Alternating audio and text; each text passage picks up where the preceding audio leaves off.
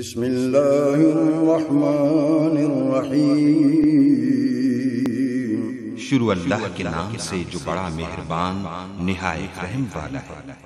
لقد أنزلنا إليكم كتابا فيه ذكركم أفلا تعقلون۔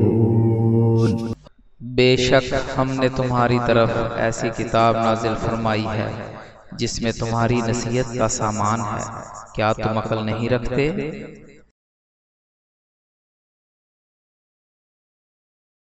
الصلاۃ والسلام علیک یا سیدی یا رسول اللہ وعلی آلک و صحابک یا حبیب اللہ۔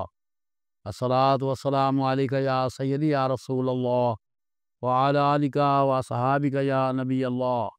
الصلاۃ والسلام علیک یا سیدی یا رسول اللہ وعلی آلک و صحابک یا محمد رسول اللہ صلی اللہ علیہ وآلہ وسلم۔ الحمدللہ الحمدللہ الذی ہدانا اللہ، الحمدللہ الذی ہدانا لہذا وما كنا لنہتدی لولا ان ہدانا اللہ، واشہد ان لا الہ الا اللہ وحدہ لا شریک لہ واشہد ان محمدا عبدہ ورسولہ۔ اعوذ باللہ من الشیطان الرجیم، بسم اللہ الرحمن الرحیم۔ کل نفس ذائقۃ الموت، سورۃ آل عمران آیت نمبر 185 ہے۔ میرے دوستو، میرے بھائیوں، السلام علیکم ورحمۃ اللہ وبرکاتہ۔ ہمارا جو آج کا بیان ہے اس خاص مرحلے کے بارے میں ہے، اس حقیقت کے بارے میں ہے جسے ٹالا نہیں جا سکتا۔ بیان یہ ہے کہ ہر شخص کو موت کا ذائقہ چکھنا ہے۔ پہلی بات تو میں یہ سمجھا دینا چاہتا ہوں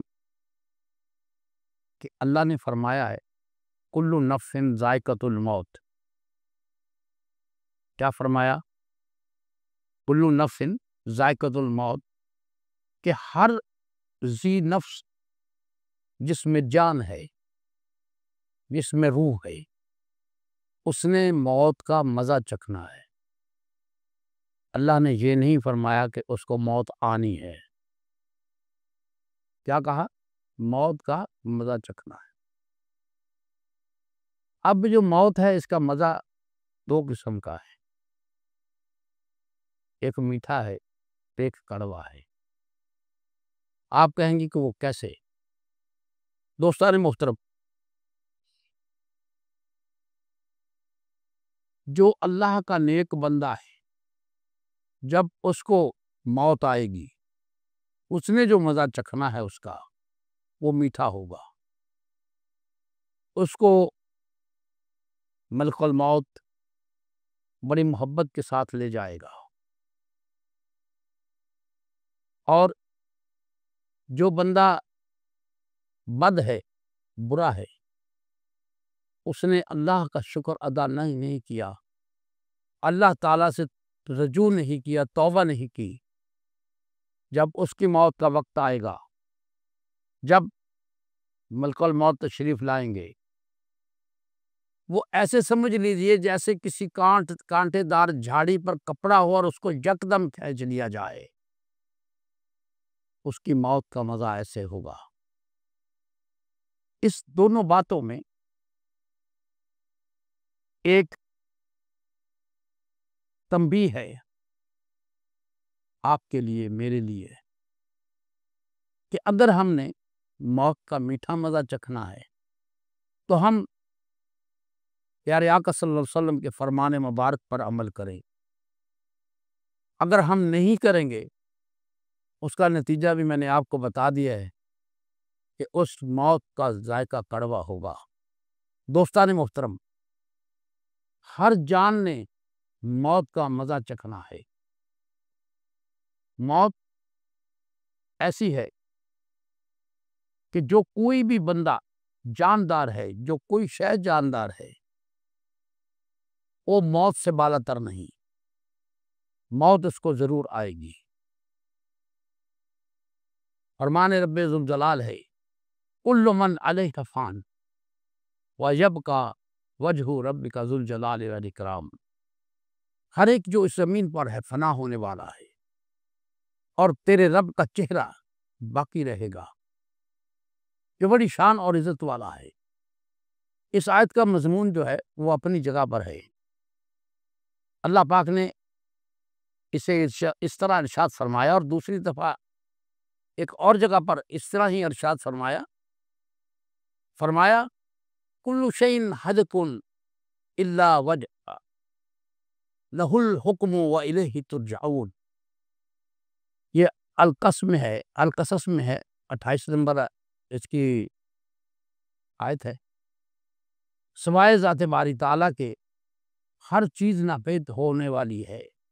پھر اپنے چہرے کی تعریف میں اللہ تعالیٰ فرماتا ہے وہ ذوالجلال ہے، یعنی اس قابل ہے کہ اس کی عزت کی جائے۔ سو یہ طے ہے کہ ہر ذی روح کو موت آنی ہے، باقی صرف اللہ کی ذات رہے گی۔ تو یہ اس بات کی متقاضی ہے کہ اس کا تقوی اختیار کیا جائے۔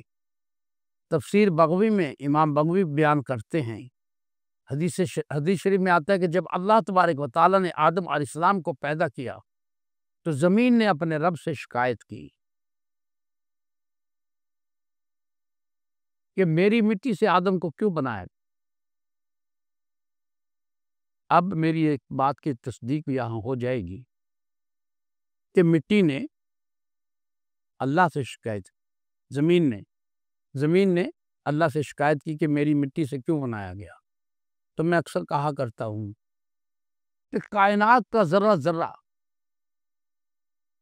وہ ذہن رکھتا ہے، شعور رکھتا ہے، اور اس کو یہ پتہ ہے کہ میرے آخری نبی صلی اللہ علیہ وسلم ہیں۔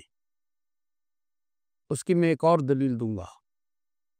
ابو جہل جب نبی مکرم صلی اللہ علیہ وسلم کے پاس آیا تو کہا کہ اے محمد صلی اللہ علیہ وسلم، اگر آپ یہ بتا دیں کہ میرے ہاتھ میں کیا ہے تو میں مسلمان ہو جاؤں گا۔ آپ صلی اللہ علیہ وسلم نے ارشاد فرمایا کہ اگر آپ کے ہاتھ میں جو چیز ہے وہ خود ہی میرے پیغمبر ہونے کا بیان کر دے تو کیا آپ مسلمان ہو جائیں گے؟ اس نے کہا میں ہو جاؤں گا۔ تو کمتریوں نے بولنا شروع کیا، اشہد ان لا الہ الا اللہ وحدہ لا شریک لہ واشہد ان محمدا عبدہ ورسولہ، لیکن وہ بدبخت مسلمان نہیں ہوا۔ اب جو کنکریاں بول اٹھی، اسی طرح زمین بھی بول اٹھی کہ اللہ تعالیٰ نے ہر چیز کو شعور دیا ہوا ہے، لیکن ہمیں معلوم نہیں، ہم وہ زبان نہیں جانتے۔ تو میں مٹی کی بات کر رہا تھا کہ اللہ نے زمین کے ساتھ وعدہ کیا کہ وہ اس کو زمین میں ہی لوٹائے گا۔ مقصد کہ جو بھی اس مٹی سے بنایا گیا اسے اسی زمین میں دفن کیا جائے گا، اسے اس زمین میں لوٹا دیا جائے گا، اس کو مٹی ہی میں ہی دفن کیا جائے گا، کیونکہ وہ مٹی سے پیدا کیا گیا ہے۔ اللہ پاک نے سورہ زمر کی آیت 30 میں اپنے حبیب صلی اللہ علیہ وسلم سے ارشاد فرمایا انک میت وانہم میتون۔ اے حبیب مکرم صلی اللہ علیہ وسلم، بے شک آپ مرنے والے ہیں، بے شک وہ بھی مرنے والے ہیں۔ یہاں بھی وہ واضح کیا جا رہا ہے کہ ہر ذی روح کو موت آنی ہے۔ اب یہاں وہ لوگ اعتراض کر سکتے ہیں، وہ بڑے خوش ہوں گے، وہ جو کہتے ہیں نعوذ باللہ من ذالک، پیارے آقا رسول اللہ صلی اللہ علیہ وسلم ہمارے جیسے ہیں، وہ کہیں گے دیکھا اللہ نے وعدہ کر دیا ہے کہ موت ایک جیسی ہے، لیکن یہ ان کی غلط فہمی ہے۔ در حقیقت یہاں اللہ پاک نے اموات کا مبادلہ کیا، یہ وعدہ کرنے کے لیے کہ میرے محبوب صلی اللہ علیہ وسلم کی موت اور تمہاری موت میں فرق ہے۔ اب آپ یہ کہہ سکتے ہیں کہ یہ آپ نے کیسے کہہ دیا، تو غور سے سنیں، یہ سورہ زمر کی آیت 30 میں ہے، اس سے پہلی آیت میں آیت 29 کو سنیں تاکہ آپ کو پتہ چلے کہ میں کیا کہہ رہا ہوں۔ اللہ پاک نے فرمایا ضرب اللہ مثلا رجلا فیہ شرکاء متشاکسون ورجلا سلما لرجل هل یستویان مثلا الحمدللہ بل اکثرهم لا یعلمون۔ اس کا ترجمہ انتہائی غور سے سنیں۔ اللہ پاک نے ایک مثال بیان فرمائی، ایسے غلام، ایک شخص کسی بڑے طاقتور بندے کا غلام ہے جس کی ملکیت میں، اب اس غلام کی ملکیت میں بہت سارے لوگ شریک ہیں، جو بد اخلاق بھی ہیں اور باہم جھگڑالو بھی ہیں، اور دوسری طرف ایک ایسا شخص ہے جو صرف ایک ہی فرد کا غلام ہے۔ کیا یہ دونوں اپنے حالات کے لحاظ سے یکساں ہو سکتے ہیں؟ ہرگز نہیں۔ ساری تعریفیں اللہ ہی کے لیے ہے، بلکہ ان میں سے اکثر لوگ حقیقت توحید کو نہیں جانتے۔ اس آیت میں اللہ پاک نے دو مختلف طرح کے لوگوں کا ذکر کیا، پھر بتایا کہ دونوں برابر نہیں ہیں۔ اور میرے دوستو، اللہ تعالیٰ خود مثال دے کر سمجھا رہا ہے کہ میرا محبوب تمہارے جیسا نہیں، میرے محبوب کی موت تمہارے جیسی نہیں۔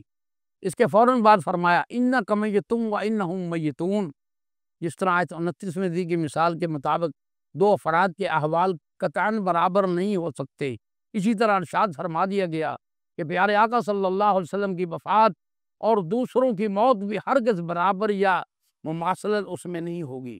دونوں کی ماہیت اور حالت میں عظیم فرق ہوگا۔ یہ مثال اسی بیان کے لیے، اس مقصد کے لیے بیان کی گئی کہ شان نبوت کے باب میں ہمسری اور برابری کا گمان کلیتاً رد ہو جائے۔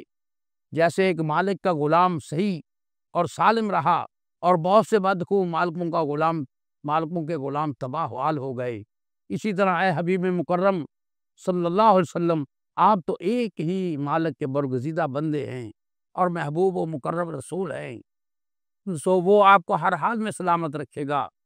اور یہ کفار بہت سے بتوں اور شریکوں کی غلامی میں ہیں، سو وہ انہیں بھی اپنی طرح دائمی ہلاکت کا شکار کر دیں گے۔ یاد رکھیں، جو حبیب خدا صلی اللہ علیہ وسلم کی شان کی خامیاں ڈھونڈتا ہے، اس سے بعد وقت دنیا میں کوئی نہیں۔ کافر تو یہ کرتے ہی تھے، مگر بدقسمتی سے ہمارے مسلمانوں کا ایک طبقہ بھی اسی لائن میں لگا ہوا ہے۔ یہ سلسلہ محمد صلی اللہ علیہ وسلم کے دور سے چلا آ رہا ہے۔